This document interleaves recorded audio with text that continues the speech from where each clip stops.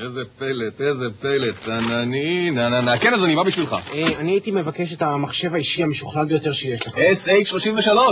זה המחשב. מה יש בו? מה אין בו? מה אין בו? זה המחשב הכי... זו המילה האחרונה בעולם המחשבים. 5,000 ג'י זיכרון, 2 הארד דיסקים ו3 תת גיבויים פנימיים למקרה של הפסקות חשמל. $4,000, 2 תשלומים, עסקה בשבילך. אני ממש מעוניין במחשב הזה. בבקשה.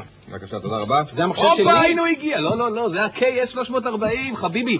זה המילה האחרונה בעולם המחשבים. אבל אמרת לי 67,000 מגה קוורץ. מה אתה אומר? 10 עכברים. כן. ו70 הארד דיסקים. מה אתה אומר? תאמין לי, אם אין לך את זה אתה לא שווה שום דבר. שום דבר, $10,000.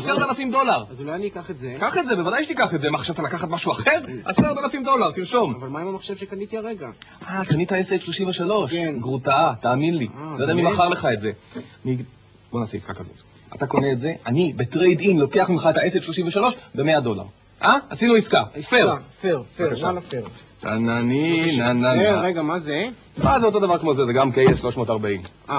רק שזה מודל משוכלל בהרבה, KS340R, אתה מבין? עכשיו, זה היום נחשב גרוטאה מרגע שהוציאו את ה-R. כל זה הפך לעציצים בבתי האנשים שהיה להם את זה. אז רגע, אז אני רוצה לקחת את זה. בוודאי שאתה תיקח את זה, בוודאי, תרשום צ'ק על סך $50,000 עבור KS340R.